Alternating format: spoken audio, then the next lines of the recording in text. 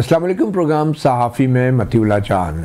एक तरफ दहशत गर्दी की लहर है और दूसरी तरफ सियासी बहरान है, और आज कौमी सलामती की पार्लिमानी कमेटी का खसूसी हंगामी इजलास हुआ जिसमें मुल्क को दरपेश सिक्योरिटी की सूरत हाल के हवाले से फ़ौज की आला क़यादत ने अरकान पार्लियामेंट को ब्रीफिंग दी। आर्मी चीफ ने भी मुख्तसर खिताब किया। आज की कौमी सलामती की कमेटी के बाद जो एलामिया आया है उससे ये ज़ाहिर हो रहा है, इसमें बरमला तौर पर दहशत गर्दी के इन बढ़ते हुए वाक़यात की मज़म्मत की गई है।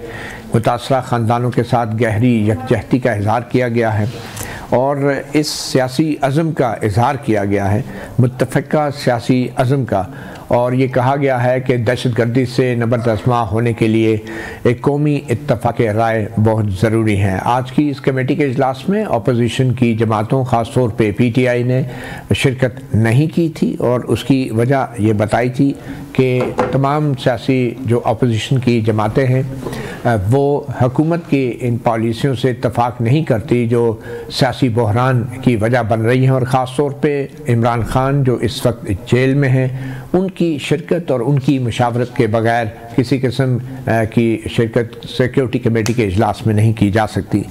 आज के सिक्योरिटी कमेटी के एलामिया में यह भी कहा गया है कि सोशल मीडिया प्लेटफार्म्स के गलत इस्तेमाल के ख़िलाफ़ भी इक़दाम उठाए जाएंगे और दुश्मन कुव्वतों के साथ मिली भगत करने वालों के ख़िलाफ़ भी कार्रवाई होगी। हिज़्ब इख्तिलाफ़ की अदम शिरकत पर अफसोस का इजहार भी किया जाएगा।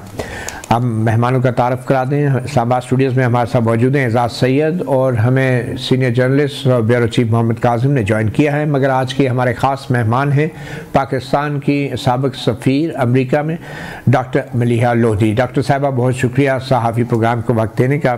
जो इस वक्त पाकिस्तान जिस सिक्योरिटी सूरत हाल से गुज़र रहा है उसमें सिक्योरिटी कमेटी के अंदर कोई बड़े और अहम फ़ैसले होना मतवक्को थे, तो आप समझती हैं कि बड़े फ़ैसले से मुराद कोई बड़ा ऑपरेशन है खैबर पख्तूनख्वा और बलूचिस्तान में या हत्ता कि अफ़गानिस्तान के अंदर भी, और ऐसी सूरत में क्या पाकिस्तान के लिए मुश्किलात में मज़ीद इजाफा नहीं होगा?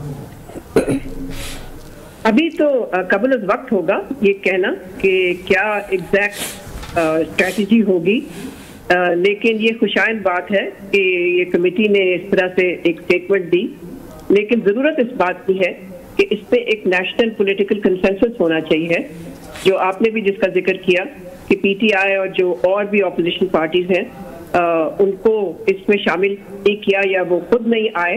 तो ज़रूरत इस बात की है कि देखिए, नेशनल कंसेंसस के बगैर बहुत मुश्किल होगा एक इफेक्टिव काउंटर इंसर्जेंसी और काउंटर टेररिज्म पॉलिसी को इम्प्लीमेंट करना, और मैं समझती हूँ कि ये बात सब जानते हैं।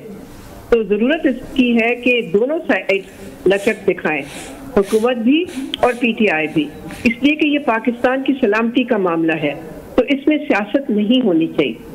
इसके साथ साथ मैं ये भी कहूँगी कि एक इफेक्टिव काउंटर टेररिज्म या काउंटर इंसर्जेंसी पॉलिसी के मुख्तलिफ पहलू होते हैं।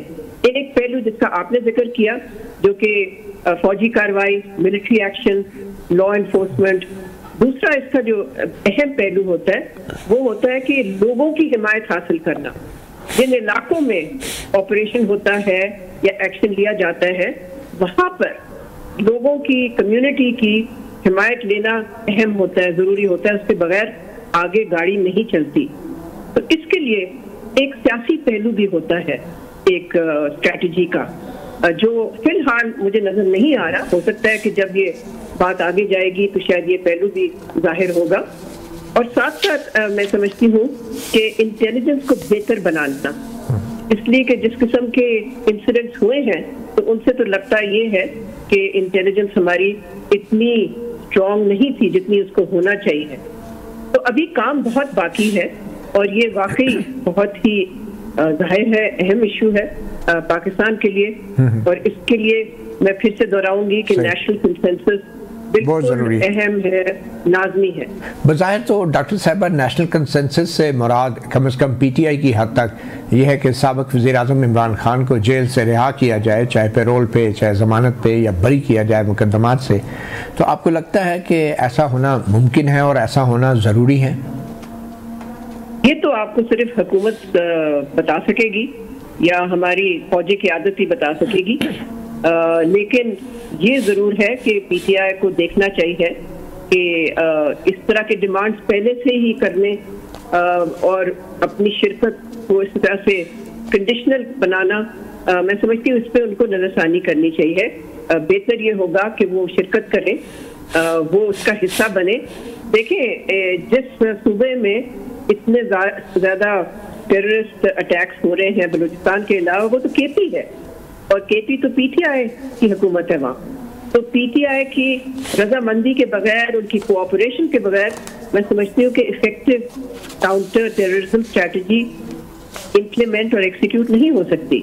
तो अब ये दोनों साइड्स को इस बात का एहसास तो है, लेकिन दोनों साइड अभी वहाँ नहीं पहुंचे जहाँ मैं समझती हूँ मुल्क की खातिर उनको पहुंचना चाहिए। किसी किस्म की यानी कि कोई रापोशमा होना चाहिए, कोई अंडरस्टैंडिंग होनी चाहिए, ताकि वो ताउन मिल सके हमारी लॉ एनफोर्समेंट एजेंसीज को इस सूबे में जहाँ पर दहशतगर्दी इतनी बढ़ रही है। ठीक है। अच्छा, आर्मी चीफ ने भी आज की ब्रीफिंग या खिताब जो भी कहें उसमें कहा कि मुल्की सलामती से बालातर कोई एजेंडा, तहरीक या शख्सियत नहीं। आप आर्मी चीफ के इस बयान को कैसे देखती हैं? क्या ये एक सियासी बयान है या क्या एक कौमी सलामती के पहलू से ये बात दुरुस्त है? नहीं, मैं समझती हूँ कि उनका मकसद यही था कहने का कि ये बात जो है इसको सब डिस्पाइट पॉलिटिकल डिफरेंसेस इसको प्रायोरिटी मिलनी चाहिए, और मुख्तलिफ पॉलिटिकल पार्टीज या स्टेक होल्डर्स को अपनी सियासत एक तरफ रखनी चाहिए और मुल्क की सलामती जो है उसको तरजीह देनी चाहिए। तो मैं समझती हूँ कि ये तो बिल्कुल मुनासिब बात। अच्छा, अगर कोई ऑपरेशन जो कि वैसे भी जारी हैं, अगर ये हालात ज़्यादा खुदा न खास्ता बिगड़ते हैं और हुकूमत की तरफ से, रियासत की तरफ से सख्त रद्द-ए-अमल दिया जाता है ऑपरेशन की सूरत में या क्रॉस बॉर्डर काइनेटिक एक्शंस की सूरत में, तो इसमें अमेरिका की तरफ से हमें कोई तवक्को रखनी चाहिए कि अमेरिका हमारे इस हक़ को तस्लीम करेगा और हमें सपोर्ट भी करेगा? मैं नहीं समझती कि अमेरिका को कोई दखल करना चाहिए, ना ही हमें उसको इन्वॉल्व करना चाहिए। ये तो डिजास्टर होगा। मैं समझती हूँ कि ये हमारा मसला है। ये हमें किसी और मुल्क को इसमें मुलव्वस या इन्वॉल्व करने की ज़रूरत नहीं। अच्छा, आखिर में क्विकली, जो बलूचिस्तान में वाक़यात हो रहे हैं जिसमें BLA बड़ी मुतहरक है और वो हमारे पड़ोसी मुल्क चीन के हवाले से और CPEC के हवाले से बड़ी जारहाना स्टेटमेंट्स भी जारी कर रही है, कलअदम तंजीम BLA जो है, तो इसको आप कैसे देखते हैं कि क्या स्ट्रेटेजिकली अमेरिका जो है BLA की इन सरगर्मियों के हवाले से कोई ख़ास पोजीशन अपनाएगा? ये तो सिर्फ अमेरिकन अथॉरिटीज ही आपको इसका जवाब दे सकते हैं। मुझे तो मालूम नहीं कि अमेरिका की क्या पोजीशन होगी, मगर मुझे नहीं समझ आती कि हम अमेरिका को हर चीज में क्यों देखते हैं। ये एक मसला है जिसमें कि भारत मुलव्वस है, तो हमारा तो फोकस उधर होना चाहिए। अमेरिका कहाँ से आ गया? बहुत शुक्रिया डॉक्टर मलिहा लोधी, साबिक सफ़ीर पाकिस्तान, सहाफ़ी प्रोग्राम को वक्त देने का।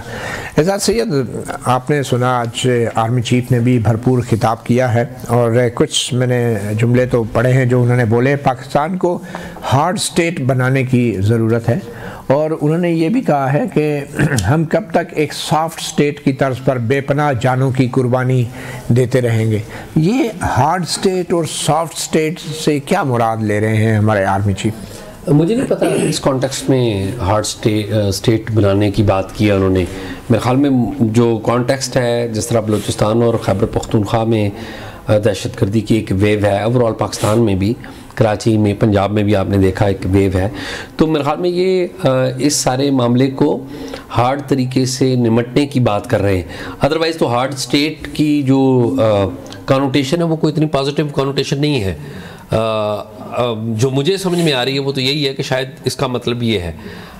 सॉफ्ट स्टेट तो देखिए, दो तरह का स्टेट का रुख होता है। एक होता है अपने अवाम की तरफ वो सॉफ्ट होना चाहिए, अपने नेबर्स की तरफ बिल्कुल सॉफ्ट होना चाहिए, क्योंकि आपने अवाम के साथ रहना है। अवाम जो है वो अपने हुक्मरान चुनती है, वोट डालती है, एक डेमोक्रेटिक प्रोसेस में होती है, तो अवाम के साथ तो आप हार्ड नहीं हो सकते। अब ये मेरे ख्याल में बात हो रही है टेररिस्ट की, जिनसे हार्ड अंदाज में निपटने की बात आप कर रहे हैं। लेकिन एजाज सैयद, ये इससे मुराद ये भी ली जा सकती है कि पाकिस्तान को सख्त मिलिट्री एक्शन लेना होगा बड़े पैमाने पे, और क्या अफ़गानिस्तान के अंदर भी काइनेटिक ऑपरेशंस कर सकते हैं? आज की जो कमेटी की मीटिंग है, इसके एलामिया से तो नहीं लगता कि कोई बड़ा फैसला हुआ है, मासवा इसके कि 2014 के नेशनल एक्शन प्लान पे अमल दरामद की बात की गई है।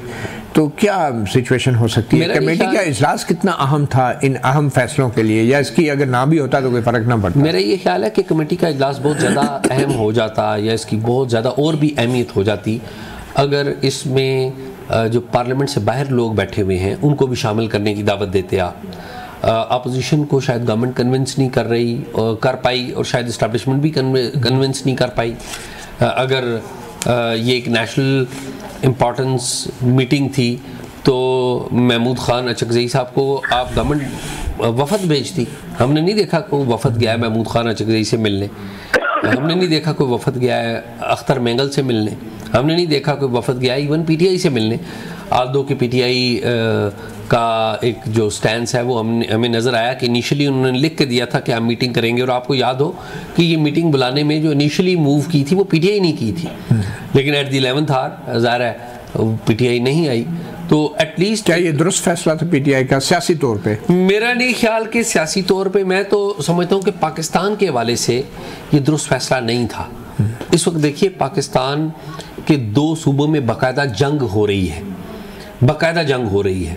उससे निमटने के लिए पीटीआई के पास ब्रेन है, पीटीआई के पास जो सबसे ज़्यादा अक्सरियत है वो खैबर पख्तूनख्वा में है, पंजाब में भी अक्सरियत है ये नहीं, लेकिन पीटीआई अपनी रिकमेंडेशंस ऐसी दे सकती थी जिसके ज़रिए पीटीआई की विजडम का इस पार्लियामेंट को, इस मीटिंग को फ़ायदा होता। मगर क्या पीटीआई का जो सपोर्ट बेस है खैबर पख्तूनख्वा में, जो अवाम जिन्होंने पीटीआई को वोट दिया है ओवरवेलमिंग मेजॉरिटी के साथ उस प्रोविंस में, क्या वो चाहते हैं कि बग़ैर किसी पॉलिटिकल स्टेबिलिटी के और इमरान खान की रिहाई के पीटीआई भरपूर अंदाज से कौमी सलामती कमेटी की फैसला साजी में हिस्सा बने? देखिए वो उन्होंने तो जाहिर कर दिया ना कि वो नहीं चाहते ऐसा।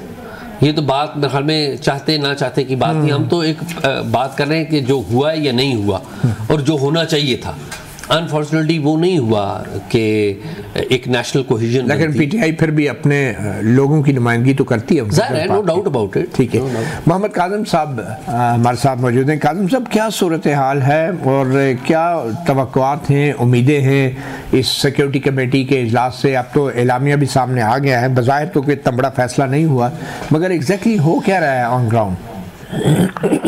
देखें, बलूचिस्तान में जो सूरत हाल है वो गुज़िश्ता साल से मतलब ये जो संगीन बदअमनी के वाक़यात है इनमें इजाफा हुआ है, और इस साल अभी तक जो 3 महीने हो रहे हैं इसमें तो बहुत ज़्यादा इजाफा देखने में आया है। और फिर ये जो मिलिटेंट्स ऑर्गेनाइजेशन है जो बलोच, उनमें से 3-4 जो बड़े हैं जो मौसर है, उन्होंने ये भी फैसला किया है कि वो इकट्ठे होंगे और इकट्ठे होकर कार्रवाई करेंगे। तो इस लिहाज से गुज़िश्ता चंद दिनों में तो बहुत बड़े वाक़यात हुए कि ट्रेन वाला होता हाईजैकिंग, और फिर उसके 6 रोज़ बाद इधर नौशकी में भी एक बहुत बड़ा हमला हुआ सिक्योरिटी फोर्सेस के काफिले पे। तो इस हवाले से तो सूरत हाल तशवीशनाक है। बाकी जहाँ तक ऑपरेशंस की बात है वो तो मतलब गुज़िश्ता 2 दहाइयों से चल रहे हैं, मतलब ऑपरेशन मुख्तलिफ कोई टारगेटेड ऑपरेशंस हैं, कभी कभी मतलब बहुत ज़्यादा जो है ना इनकी उसमें इंटेंसिटी बहुत ज़्यादा होती है, और कभी कम, लेकिन ये तसलसल के साथ जारी है। ठीक, अब ज्यादा से ज्यादा ये करेंगे कि इनकी जो इंटेंसिटी को मजीद बढ़ाएंगे। तो अभी तक कोई 20 साल हो गए, तो उसमें ये खत्म नहीं किया जा सका। सही, अब ये देखना होगा कि आगे क्या फैसले होंगे और उसके नतीजे में क्या ये इसको खत्म किया जा सकेगा कि नहीं किया जा सकेगा। ठीक, अच्छा मोहम्मद काज़म साहब, ये आर्मी चीफ ने ये भी आज अपनी ब्रीफिंग के दौरान कहा कि हम कब तक एक सॉफ्ट स्टेट की तरह बेपनाह जानों की कुर्बानी देते रहेंगे, हम गवर्नेंस के गैप्स को कब तक अफवाज पाकिस्तान और शोहदा के खून से भरते रहेंगे। गवर्नेंस के गैप्स तो बलूचिस्तान में गवर्नेंस के कौन से गैप्स हैं और इन गैप्स का जिम्मेदार कौन है आपके ख्याल में? मगर इसका जवाब हम लेंगे आपसे एक छोटी सी ब्रेक के बाद। वेलकम बैक सहाफ़ी प्रोग्राम में। मोहम्मद काज़िम साहब, वो कौन से गवर्नेंस के गैप्स हैं जिनको शोहदा के खून से भरा जा रहा है आर्मी चीफ के बकौल? बलूचिस्तान में ये क्या गवर्नेंस के गैप्स हैं और कौन इसका जिम्मेदार है? देखिए मतीउल्लाह साहब, बलूचिस्तान में एक इंतहाई अफसोसनाक सूरत हाल है और इसमें जो आम लोग हैं वो सबसे ज्यादा मुतासर हो रहे हैं। वो सफर करने वाले मजदूर हों या किसी काम के हवाले से बलूचिस्तान आए हों या वापस जा रहे हों, वो लोग हैं, या दूसरी जानिब जो है ना वो भी बहुत ज्यादा जो मुतासर हो रहे हैं वो आम लोग हो रहे हैं। जो लड़ने वाले हैं वो उनके जो है ना बहुत ज्यादा इसके असरात नहीं हो रहे हैं। तो बलूचिस्तान के हवाले से अब सबको जो है ना दयानतदारी से काम लेना पड़ेगा। नहीं काज़िम साहब, सवाल ये है कि बलूचिस्तान की हुकूमत की कौन सी खामियां हैं जिनकी वजह से हमारे लोग शहीद हो रहे हैं, सिक्योरिटी फोर्सेस के लोग शहीद हो रहे हैं? क्या नाकामियां हैं बलूचिस्तान की हुकूमत की? देखें, बलूचिस्तान में अगर ये किया जाएगा कि जो आप कोई मसनूई क़यादत लाएंगे तो मसनूई क़यादत कभी भी मेरे ख्याल में उस तरह का नताइज नहीं दे सकेगा जिसकी आप कोई तवक्को करेंगे। उससे लोगों में रिएक्शन ज्यादा हो सकता है, लेकिन मेरे ख्याल में वो कोई जो डिलीवर कर सके या लोगों को मुतमईन कर सके वो बहुत ज्यादा मुश्किल है। तो अभी इस इलेक्शन में हमने देखा कि ऐसे लोग जो है ना वो पार्लियामेंट में, असेंबलियों में आए जिनके बारे में बलूचिस्तान के लोग कभी सोच भी नहीं सकते थे कि ये लोग कभी आएंगे या जीत सकते हैं। तो मेरे ख्याल में जो गवर्नेंस की गैप है वो हमारी बड़ी हद तक, मैं नहीं कह सकता हूँ कि 100% जो है ना वो हमारी एस्टेब्लिशमेंट कहें या जो भी जो इदारे हैं ताकतवर जो फैसला करते हैं वो हैं, लेकिन किसी हद तक जो है ना वो जो गवर्नेंस की गैप है वो भी मतलब उनके फैसले या पॉलिसियां भी उसके जिम्मेदार हैं, क्योंकि ठीक है। एजाज से सब आर्मी चीफ जब ये कहते हैं कि गवर्नेंस के गैप्स हैं और उन गैप्स की वजह से फौजी जवान और शहीद जो हैं उनका खून बह रहा है, तो क्या आर्मी चीफ शहबाज शरीफ की हुकूमत और बलूचिस्तान और खैबर पख्तूनख्वा की हुकूमतों पे अदम एतमाद का इज़हार कर रहे हैं?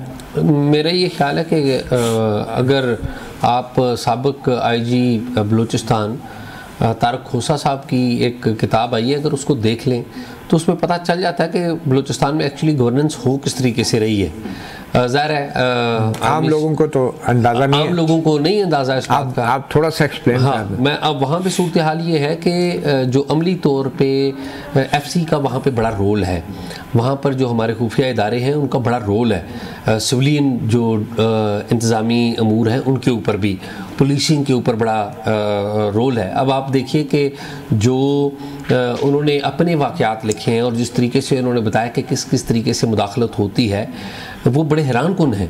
और ज़ाहिर है शायद ज़ाहिर है इस लेवल के ऊपर बाज़ औक़ात लीडर्स को या सरकारी अफसरान को इस लेवल के ऊपर ब्रीफिंग नहीं दी जाती, उनको एक जेनरिक बताया जाता है कि जी ये ज़िम्मेदार हैं। अगर आप किसी इलाके में DPO लगा रहे हैं या RPO लगा रहे हैं, कमिश्नर लगा रहे हैं, डिप्टी कमिश्नर, अपेरेंटली तो ज़िम्मेदार वो हैं, लेकिन बाज़ बात हम देख रहे हैं कि देखिए ना इस्टेब्लिशमेंट का भी बहुत ज़्यादा रोल हमें विजिबल नज़र आ रहा है। इससे दहशतगर्दों की कार्रवाइयों पे क्या असर पड़ता है? उन पे रोका नहीं जा सकता? देखिए अनफॉर्चुनेटली माजी में आपने देखा कि एक ज़माने में हमारा एक कॉन्सेप्ट था good bad Taliban, good militant bad militant, किसी ज़माने में अब भी जारी है, आज भी किसी न किसी लेवल पे वो मौजूद है।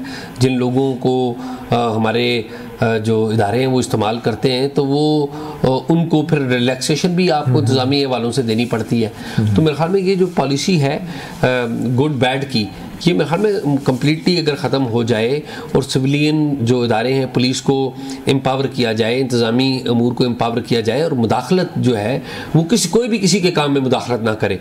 जो हमारे जो इंटेलिजेंस के इदारे हैं वो अपना काम भरपूर तरीके से करें। मगर बज़ाहिर देखें शहबाज शरीफ की हुकूमत और पंजाब की हुकूमत देख लें, लॉ एंड ऑर्डर तो सूबों का भी एक जिम्मेदारी है, तो उसमें तो हम देख रहे हैं कि 1 साल पूरा होने पे शहबाज शरीफ की हुकूमत, पंजाब की हुकूमत ने भी बड़े जश्न मनाए हैं कि जी हमारी बड़ी ज़बरदस्त कारकर्दगी रही है।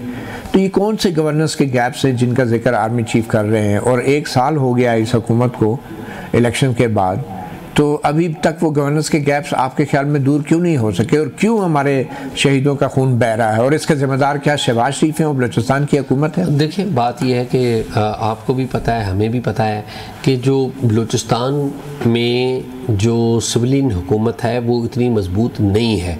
और ये आज की बात नहीं है कि आज, और उसकी वजह क्या है? उसकी वजह ये है कि हमारे जो दूसरे सिक्योरिटी के इदारे हैं वो इस बलूचिस्तान के इलाके को एक कॉन्फ्लिक्ट जोन समझते हैं, और वो ये समझते हैं कि जो उनका फैसला है वो बाकी इदारों के ऊपर बरतर होना चाहिए।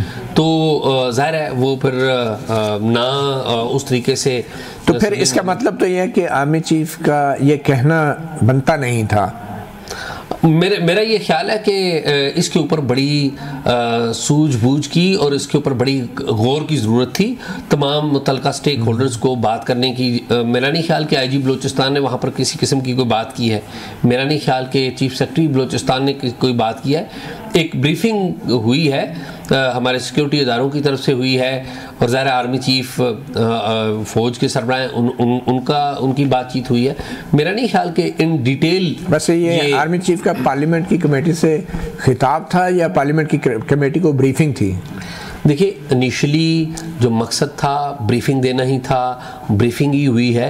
और ब्रीफिंग तो कौन देता है? DGMO ब्रीफिंग देता है। लेकिन हमें जो इंटेलिजेंस के एलामिया आया है, मेरे ख्याल में फौज के तर्जमान की तरफ से जो एलामिया शेयर किया गया है उसमें पार्लिमानी कमेटी से खिताब का लफ्ज़ लिखा गया है। जी, वो खिताब का लफ्ज़ लिखा गया है। मेरे ख्याल में जो इन कैमरा ब्रीफिंग थी उसमें जो क्वेश्चन आवर सेशन है उसको तो ज़ाहिर शामिल नहीं किया गया। ये पूरी मालूमात तो नहीं शेयर की गई, जो भी एलामिया भी डिक्लेरेशन भी आया है, जो भी है। ठीक है। काज़िम साहब, आपके ख्याल में इसका वे आउट क्या है? मतलब कि कौमी सलामती कमेटी का इजलास तो हो गया, तो अब इसका वे आउट क्या है? अगर PTI मुसलसल ऐसे इजलासों में शरीक नहीं होगी तो क्या इसका ये मतलब है कि बड़े पैमाने पे कोई ऑपरेशन भी इन 2 सूबों में नहीं हो सकेगा और हालात बिगड़ भी सकते हैं?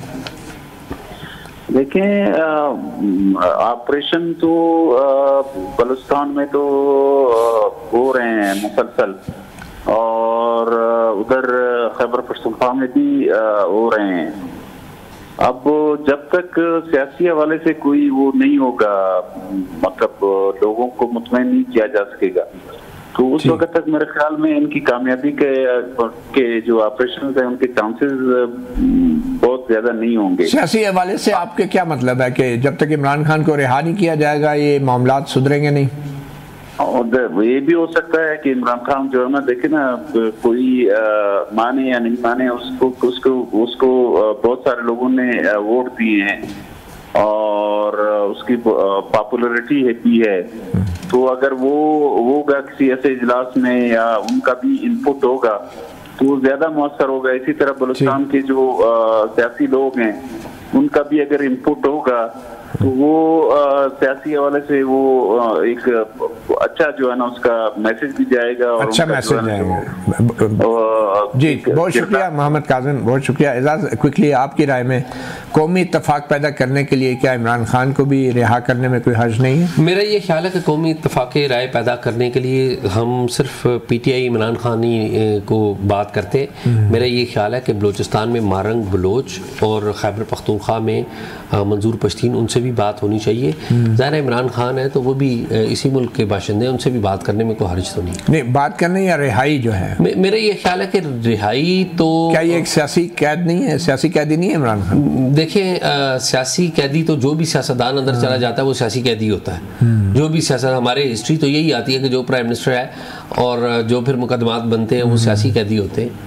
लेकिन मेरा ये ख्याल है कि ब्रॉडर इत्तेफाक राय के लिए कुछ रूल्स ऑफ द गेम तय होने चाहिए। कुछ रूल्स ऑफ द गेम तय। एक छोटी सी ब्रेक लेते हैं, ब्रेक के बाद बात करेंगे ज़फ़र हिलाली, एक और साबिक सफारतकार।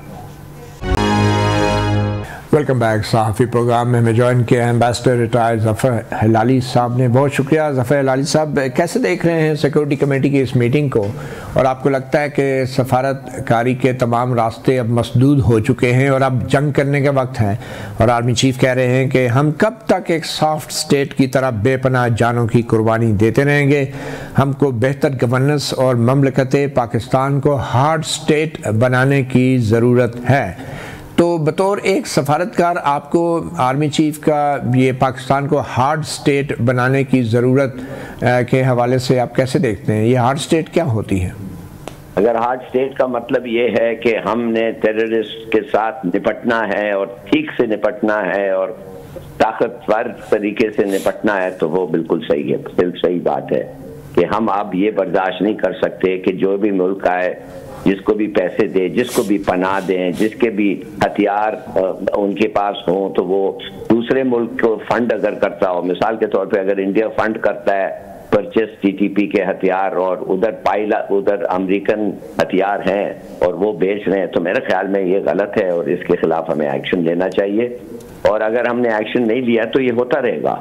तो बेहतर ये है कि मेरे ख्याल में मुनासिब चीज़ है to get to the source, और सोर्स जिधर भी हो और जो भी कॉन्सिक्वेंसेस हो, अगर सोर्स इंडिया में भी हो, जैसे आपको पता है एक ज़माने में MQM के ट्रेनिंग कैंप्स होते थे इंडिया में, अब तो ट्रेनिंग कैंप्स मेरे ख्याल में शायद कुछ बलोच के होंगे, मगर ज़्यादातर लगता है ऐसा है कि TTP और बलोच जो हैं ये दोनों अफगानिस्तान में हैं। तो फिर अगर आप उनको रोकना चाहते हैं तो we have to go after that, ठीक, और फिर नतीजा जो होगा उसको भुगतना पड़ेगा। सही। हिलाली साहब, आर्मी चीफ का ये भी कहना है मुल्क की सलामती से बड़ा कोई एजेंडा नहीं, कोई तहरीक नहीं, कोई शख्सियत नहीं, तो क्या इसमें कोई पॉलिटिकल अंडरटोन्स हैं? वो क्या कहना चाह रहे हैं आर्मी चीफ? क्या कोई इम्कान नज़र आ रहा है आपको कि अवामी इत्तफाक पैदा करने के लिए PTI के साथ कोई रिलैक्सेशन हो या इमरान खान के बाहर आने का कोई इम्कान हो? देखिए, अगर मेरे ख्याल में आपके पास इस वक्त आज एक इंटरनल प्रॉब्लम है सीरियस और एक एक्सटर्नल प्रॉब्लम है उतना ही सीरियस, तो दोनों से ये एक्सटर्नल और इंटरनल प्रॉब्लम को जब तक आप इसका मतलब हल नहीं ढूंढेंगे तो I don't think that you will succeed. तो फिर ये करना पड़ेगा, और शख्सियत की बात नहीं है, वो क्यों हो रहा है ये इंटरनल प्रॉब्लम, और जो भी मसला जो भी वजह है, सबको पता है क्या वजह है।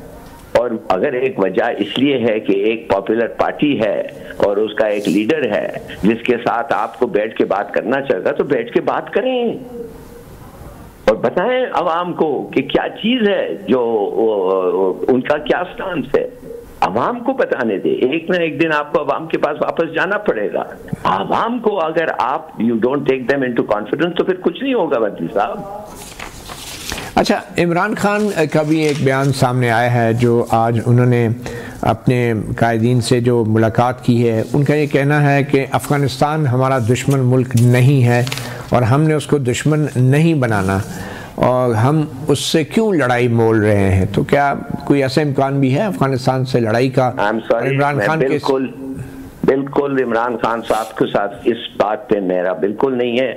पहले दिन से अफगानिस्तान ने बताया है, जब हमारे वजूद के खिलाफ उन्होंने वोट दिया, वाहिद एक मुल्क था जिन्होंने वोट दिया यूनाइटेड नेशंस असेंबली को कि पाकिस्तान को इंडिपेंडेंस। मगर उसके बाद हिलाली साहब हमने भी बहुत कुछ कर दिया अफगानिस्तान के साथ। आप जरा आज के दौर में आए, तो क्या आज के दौर में अफगानिस्तान को साथ लड़ाई मोल ली जा सकती है, और क्या वाकई हमें वहाँ पे कोई ऐसा ऑपरेशन करना चाहिए जिसके लिए सिक्योरिटी कमेटी की मंजूरी की भी जरूरत पड़ती है? देखिए मदी साहब, बात असल ये है कि अफगानिस्तान से इस वक्त हमारे पर हमला हो रहा है। अगर ये झूठ बात तो नहीं है, ये सच बात है, इसका एविडेंस है, प्रूफ है। और आप हमें अब पता है कौन किधर उन लोग पनाह ले रहे हैं, किधर से उनको हथियार मिल रहा है, कौन फंड कर रहा है, और कौन उनके साथ इंटरनेशनल फोरम में भी कह रहे हैं कि इनके साथ ज्यादती हो रही है, ये वो। तो देखिए, अगर ये सब चीजें पता है और आप उनके खिलाफ जो लोग शुरू कर रहे हैं कुछ नहीं कर पाए, तो इट्स अ वीकनेस। ये आपका एक वीकनेस है जो आपका दुश्मन कैपिटलाइज करेगा। लेकिन देखिए ना, अवामी सपोर्ट और सियासी बहरान को हल किए बगैर क्या किसी मुल्क से पाकिस्तान जंग का मुतहम्मल हो सकता है? बिल्कुल सही कह रहे हैं आप। यू मस्ट ट्राई, एंडेवर होना चाहिए कि पॉलिटिकल यूनिटी हो। अगर पॉलिटिकल यूनिटी ना हो तो मेरे ख्याल में आप कामयाब नहीं होंगे। मगर पॉलिटिकल यूनिटी के लिए बहुत सैक्रिफाइसेस करने पड़ते हैं और करना चाहिए, और बहुत सारे लोगों के साथ आपको बात करना पड़ता है और उनके साथ एग्रीमेंट करना पड़ता है जो शायद आप ना चाहें, उनका एजेंडा ही मुख्तलिफ हो, मगर वो हैं आपके बाशिंदे, आपके मुल्क के सिटीजन्स हैं, एक पार्टी है, पार्टी के लीडर्स हैं। You must make a full 100% effort, और अगर आप नहीं कामयाब होते तो फिर अवाम को बताएं क्या वजह है कि कामयाब आप नहीं हुए, और अवाम को देखेगी तो उन पे भी प्रेशर आएगा। तो बुनियादी सवाल यही है कि अगर इमरान खान रिहा नहीं होते, चाहे जमानत पे हों, पैरोल पे हों या बरी हों, तो क्या उस रिहाई के बगैर पाकिस्तान में सियासी इस्तेहकाम आ सकता है? देखिए, इमरान खान के खिलाफ चार्जेस हैं जो चार्जेस अभी तक प्रूव नहीं हुए हैं, और मेरे ख्याल में गवर्नमेंट और अब बात असल सीधी सादी ये है कि गवर्नमेंट के पास डिस्क्रेशन है कि उनके साथ बात करें और निगोशिएशंस के पहले वो हालात क्रिएट करें जिसमें बात हो सकता है, जिसमें इल विल नहीं है, जिसमें उसको लोगों को महसूस ना हो कि ये दुश्मन है हमारे इंटरनली माने ये। तो मेरे ख्याल में आप जो कर सकते हैं to ease the term, ease the conditions, उसका करें और उससे आपको नतीजा मिलेगा। यू विल फाइंड कि it becomes easier to reach an understanding. ये तो मेरा ख्याल है। अच्छा, इस सारी सूरत हाल के अंदर भारत का भी बहुत हाथ वाज़े है, तो क्या अमेरिका इस तमाम सूरत हाल में पाकिस्तान का साथ देगा अगर हम बड़े पैमाने पर कोई ऑपरेशन करते हैं इन इलाकों में? देखिए, एक तो देना पड़ेगा उनको इसलिए कि वो टेररिज्म के खिलाफ है और ये टेररिज्म है, और उन्होंने पहले से ही कह दिया, हमारा शुक्रिया अदा किया कि एक टेररिस्ट को वापस आ गया है अफगानिस्तान से, तो कुछ हद तक। मगर देखिए, एक चीज याद रखें, हिंदुस्तान किसका दोस्त है? इजराइल का। इजराइल क्या है? वो तो अमेरिका चलाता है। तो इंडिया, इजराइल, अमेरिका, मैं कभी मान ही नहीं सकता हूं कि इन लोग इन द लॉन्ग रन आपके साथ खड़े होंगे। मेरे ख्याल में इनका एजेंडा एक है, that is the denuclearisation and if possible the disintegration of Pakistan. ये तीन मुल्क तो इकट्ठे हैं इस बात पे। तो फिर आप इसका हाल, सारी सूरत हाल का क्या देख रहे हैं? लिंचपिन क्या है? Where to pick up the thread from?